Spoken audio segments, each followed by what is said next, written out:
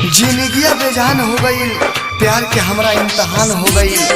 अब जियला से कौन फायदा बा, अब एक पल भी जियल हमरा खातिर मौत के समान हो गई, मौत के समान हो गई, मौत के समान हो गई। संगही पढ़ले स्कूलिया में, संगही पढ़ले स्कूलिया में, संग खेलले आँखों में चोलिया रे। जदी चढ़ के त जाइबे डोलिया रे,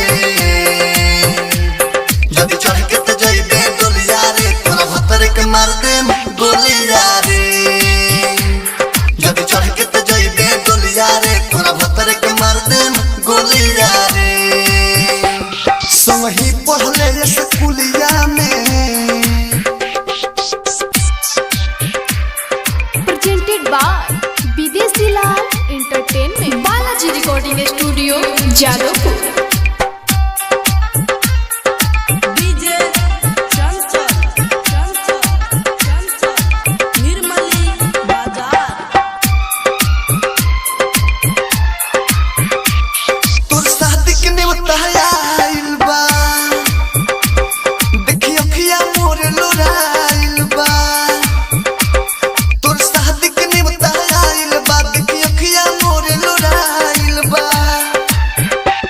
पगला जाइब हम तुहरा बिन, पगला जाइब हम तुहरा बिन, बड़ी याद आई तोर बोलिया रे।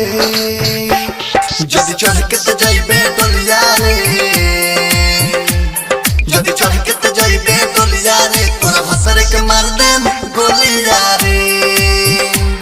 जदी चढ़ के त जाइबे डोलिया रे, तोरा भतर के मार देम गोलिया रे। संगही पढ़ले स्कूलिया में। Presented by Videshi Lal entertainment.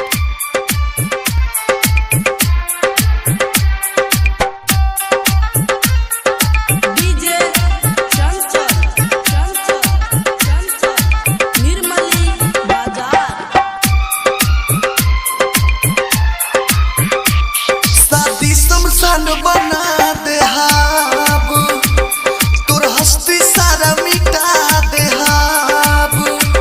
शादी शमशान बना दे हम, तोर हस्ती सारा मिटा दे हाब।